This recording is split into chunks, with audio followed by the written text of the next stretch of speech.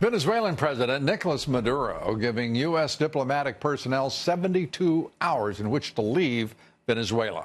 This comes after President Trump recognized opposition leader and National Assembly president as the legitimate president of Venezuela. Hundreds of thousands of Venezuelans marching in the streets of Caracas to end the rule of Maduro. Russia unveiling a new cruise missile today that the United States says breaches the INF Treaty. Russia says that missile has a range of 298 miles. That would be within the treaty limits for distance traveled. The U.S. says it will begin to pull out of the agreement on the 2nd of February unless Russia destroys a new missile system altogether. Today's unveiling comes amid a new report that Russia has built a ring of air missile defense that far outperforms the nearly 40-year-old U.S. Patriot missile system and threatens the reach of the U.S. military Air Force. Well, joining us now, columnist, author, Asia expert Gordon Chang. Great to have you with us, Gordon. Let's start with, I want to start first with the missile defense violation. They come right up to the line, those Russians.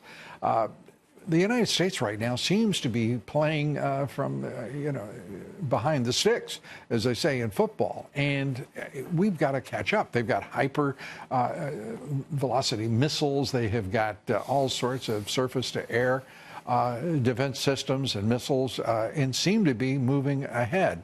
What do you make of it? Yeah, in one critical area, Lou, hypersonic glide vehicles that deliver nuclear weapons, both the Russians and the Chinese are probably ahead of the United States by at least 3 or 4 years. And this INF Treaty violation that you talked about, we've been talking to the Russians since about 2008 about this particular cruise missile. It certainly goes more than that 298 miles. It goes above the lower limit, which is 500 kilometers. Right. So clearly, what we've got here is the failure of the U.S. to enforce the INF Treaty. And it's good that President Trump is saying, look, I'm not going to stay in a treaty if only we're going to observe it. Yeah, I'm going to do a quick conversion. 500 kilometers equals 300 miles. 310 miles. So I always do the 0.6 conversion.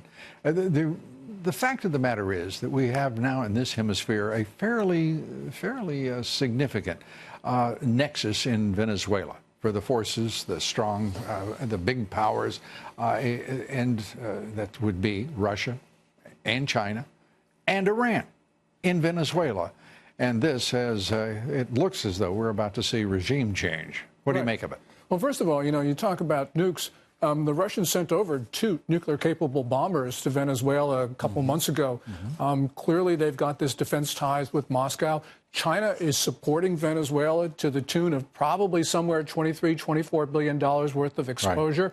Right. The Chinese just extended another $5 billion credit line to Maduro a month or two ago. So clearly, China's keeping the Venezuelan socialist regime in power. And Iran playing a peculiar game of moving warships, it says it will, into the Atlantic in the next 6 months, and they will make a port of call, they say, in Caracas. So suddenly there's a lot of interest, and this is a one-sided interest, if you will. It looks as though there's a manifest effort of solidarity among China, Russia, and Iran in this hemisphere. No accidents. What does it portend?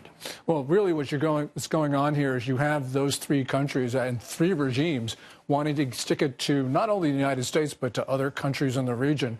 And so they've been working very closely with Cuba and with Venezuela to keep socialism alive in this hemisphere. Well, if it's alive, it's on life support because it's utterly a failed state.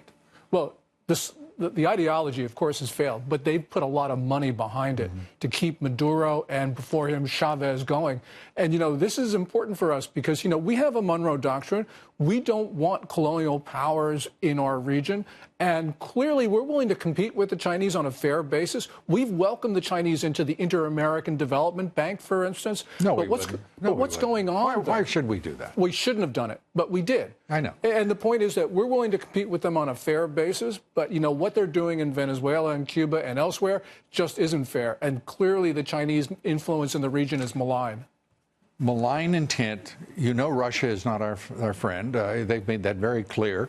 The Chinese are not, neither are the Iranians, and we are tolerating this at this point.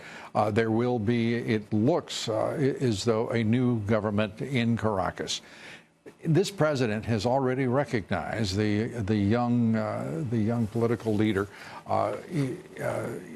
who is the president of the National Assembly as the interim president.